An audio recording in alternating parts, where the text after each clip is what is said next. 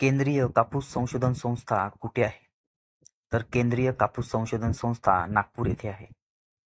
आशियातील सर्वात मोठी लोकर बाजारपेठ कुठे आहे?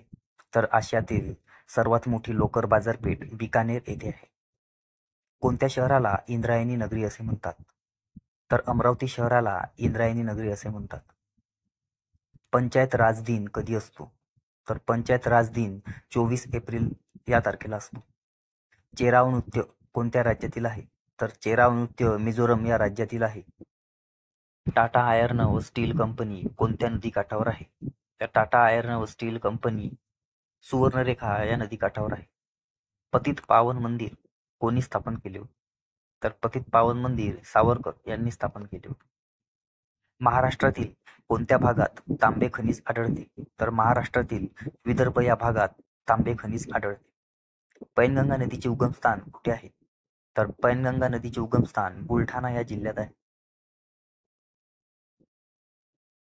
दारणा धरण कोणत्या ठिकाणी आहे? तर दारणा धरण नाशिक या ठिकाणी आहे.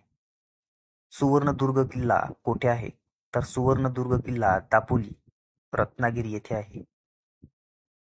युनिसेफ कशाशी संबंधित आहे? युनिसेफ लहान बालकांसाठी संबंधित आहे. भारताच्या नियंत्रक व महालेखा परीक्षकांची नियुक्ती कोण करतो? राष्ट्रपती. 1789 मध्ये सुरू झालेले मुंबई प्रांतातील पहिले वृत्तपत्र कोणते? तर बॉम्बे हेरॉल्ड. वारकरी संप्रदायाचा पाया कोणाला म्हणतात? तर संत ज्ञानेश्वर यांना वारकरी संप्रदायाचा पाया असे म्हणतात. वारकरी संप्रदायाचा कळस कोणाला म्हणतात? तर संत तुकाराम यांना वारकरी संप्रदायाचा कळस म्हणतात. क्योटो करार कशाशी संबंधित आहे? तर पर्यावरणाशी संबंधित आहे. मोपला विद्रोह कोणत्या राज्यात झाला होता? तर मोपला विद्रोह केरळ या राज्यामध्ये झाला होता. स्वतंत्र भारताचे पहिले कायदामंत्री कोण? तर डॉक्टर बाबासाहेब आंबेडकर हे स्वतंत्र भारताचे पहिले कायदामंत्री आहेत.